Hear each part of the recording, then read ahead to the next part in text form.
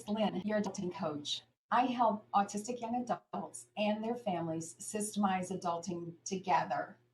Today's struggle comes from the parents of young adults 13 plus with autism. And the father asks, are we doing too much? Darn good question. His thoughts, he's wondering, do you feel you do too much for your teen so they can't do things for themselves that they should? This is a really good question. And I'd like to suggest that we use Barb Avila's process again from her book, Seeing Autism, where we understand what's going on, move to connecting with ourselves and with our autistic young adult. And then I'm going to suggest some practices that we can take to improve this situation. So, what is going on?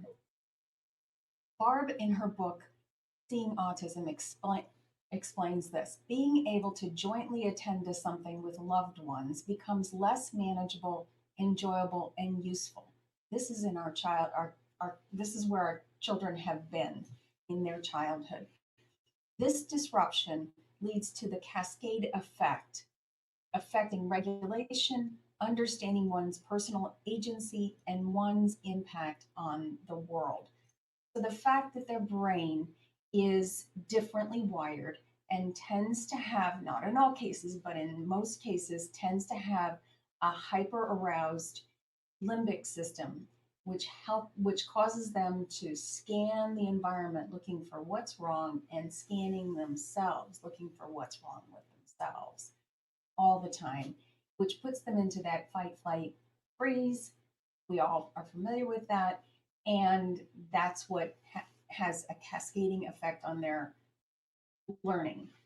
Means that their skills are lagging. There's unsolved problems wherever there's lagging skills, and we need to get on top of that. So, what are the common challenges? We've all seen charts like this. I find this one particularly useful from the Annie organization, where they actually talk about all of these 7 areas: theory of mind, executive functioning, central coherence, flexible thinking, hidden conversation, social pragmatics, and self-advocacy. These are all of the challenges that are resulting from sensory differences, from challenges in regulating emotion and anxiety, and from the attention deficits that we see often in our autistic young adults. And these translate into what our autistic people need. They need productivity, efficiency, predictability, certainty, specificity of language, someone to listen, a side-by-side cognitive interpreter, somebody who helps them understand what is required, time to process what's all going on. And I'm going to add the last one, which is a roadmap. Our kids need structure around life skills, the ones that we're trying to teach them. And that's what I would like to offer you, is a roadmap that I think will help them. What we need to do is we need to break down the challenge of adulting into manageable parts and agree on what we're going to do next. So let's connect first with ourselves. When we're asking ourselves that question, are we doing too much? I suggest that we use the STEER map. This enables us to take any situation that's happening in our life and break it down into these 5 categories. What's the situation? That's the part that's outside of our control. God grant me the serenity to accept the things I cannot change. That's what happens in the situation. The thought, what we're making out of the situation, how we're interpreting the situation, the emotions that creates, the actions we take that create our results are all within our control. And so I think it's really important for us to break everything that's happening in our minds down into this STEER map, and also teach it to our autistic young adults. This is a tool they can use for the rest of their lives to figure out why it is they're getting a certain result and what in their control they can change, and what is outside of their control that they have to just acknowledge as part of life.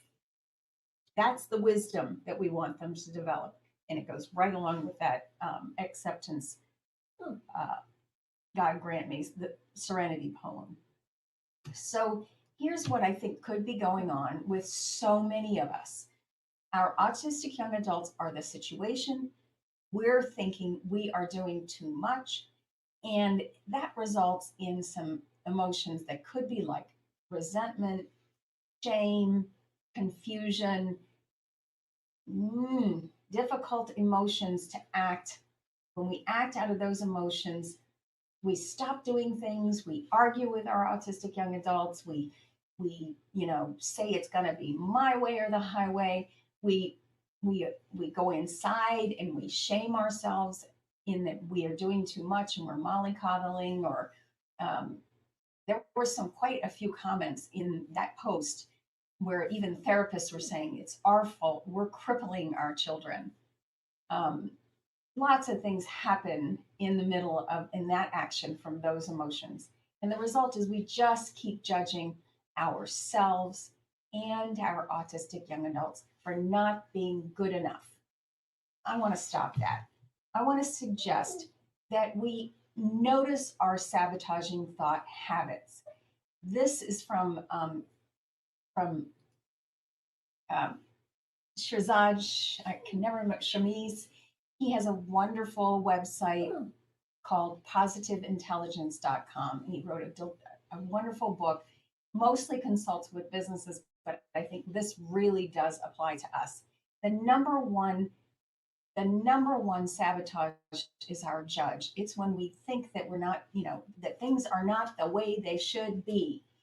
And it also shows up as avoidance and as controlling, hypervigilance, hyper emotional. There's just hyperachieving. Can you imagine all these subcategories of sabotaging thoughts? We've all thought of them ourselves, where we're restless, we're just a stickler, we're a people pleaser, or we're the victim. These are all the sabotaging thought habits that he has identified, that I think just putting them into caricatures like this is really helpful. But the number one is always the judge. And we just need to watch ourselves, judge ourselves, to notice, oh, that's what's going on. And watch how often our autistic young adults do this too. I mean, they are really hard on themselves, at least the ones that live in my house. That, when they're not doing something right or when somebody's unhappy with them, it can cause a serious meltdown. I mean, there's a lot of this going on in our lives, and I just want us to be more aware of it. Because if we shifted from being a judge, from being a those sabotaging thought habits, perhaps we would have the same situation, which is our autistic young adults, and our thought could become, I wonder what they want. What is it that they want? Now that they're entering teenage young adulthood, there's some agency developing. Thank goodness. They are no longer doing just whatever we tell them to do. They are deciding for themselves. And that's what we want to nourish. We want to nourish those choices that they're making.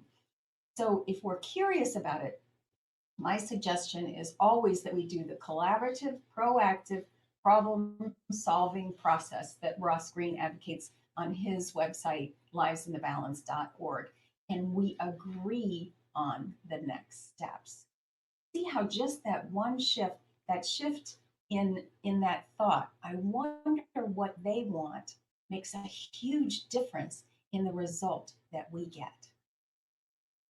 So I also want to introduce Virginia Satir's change process. She's the mother of family therapy, and she suggested, and she's no longer with us, but she suggested that the change process, and I hope that you can see this okay. Let me just bring it forward. Says that what we're trying to do is improve our autistic young adults' performance. And here we are now with the old status quo. It's what we're used to. It may not be where we're comfortable, but we're used to it. And our brains love things that are the same.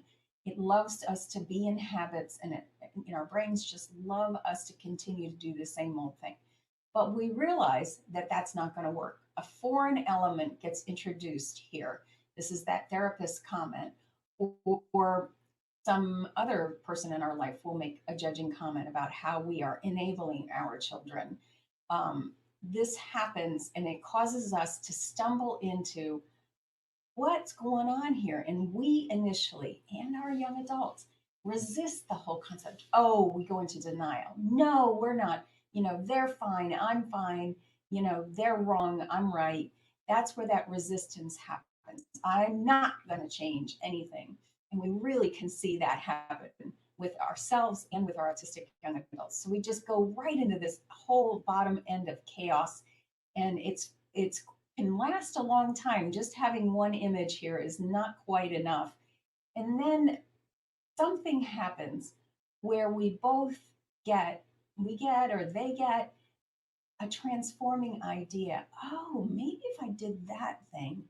And then we start to create the change that we want. We start moving up the other side of the curve and integrating that change into our lives. And, leaving the change curve victorious. And that's what my logo means to you. That's up here, the new status quo. This is, we've set an objective, we've set our GPS on what our goal is, and we made it. And that's what my logo means to you. So, what are the practices that really do help us get through that incredible change curve? I mean, we know that making change happen in our lives doesn't go in a straight line. We don't decide what we're going to do and just zoom off and just over time perfectly up to the new change. We know that there's more of a curve going on, and it's pretty messy in the middle. It's pretty chaotic in the middle. So how do we get our autistic young adults? How do we encourage? What can we do with ourselves and our environment to encourage that adulting that we're all looking for? That's what our end is. What we want to remember is we want to take incremental steps. We got into this trouble with tiny little steps, and we're going to get out of trouble in tiny little steps. Remembering that every bit of progress matters.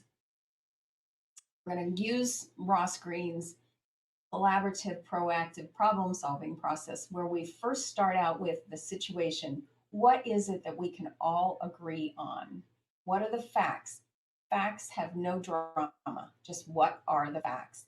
Then, okay, start with asking our autistic young adults what their thoughts are. That's the empathy step. Ross suggests that that's so critical because it means that we see them, they see we see them, and that helps them feel safe, soothed, secure, and ready to make a change. Once we acknowledge what's going on with them, and we can really, really listen well to them by writing what they're saying down, by doing reflective listening, which is taking what they said, acknowledging that we're not certain, I think I'm seeing, and the emotion, you're uncomfortable because we're asking you to make a change. That reflective listening process is golden and really helps to calm their limbic system down and engage that prefrontal cortex where they can make the decisions that we want to encourage them to make to change what they're doing.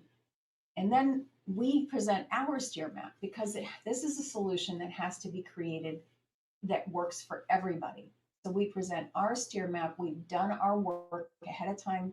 We are in a curious place. We know exactly what our concerns are. We can say them in short, succinct sentences, very little drama, so that they understand exactly what our concerns are. And then together we find where that overlap is and we agree on what is the next step. It works. What is the next action that they would be willing to try this week? And if we can, what we want to encourage is strategic action. Patricia Chen, a psychologist, a research psychologist, did an experiment where she asked a group of, the control group to go separate eggs. And then the experimental group, she instructed, the researchers instructed them with these three questions. How else could we do this? Are there things I could do differently? And are there ways to do this even better? She asked the experimental group to consider these questions. And of course, the results, you're not surprised that the experimental group outperformed the control group when they were considering these questions. So these are the questions we want to ask our autistic young adult.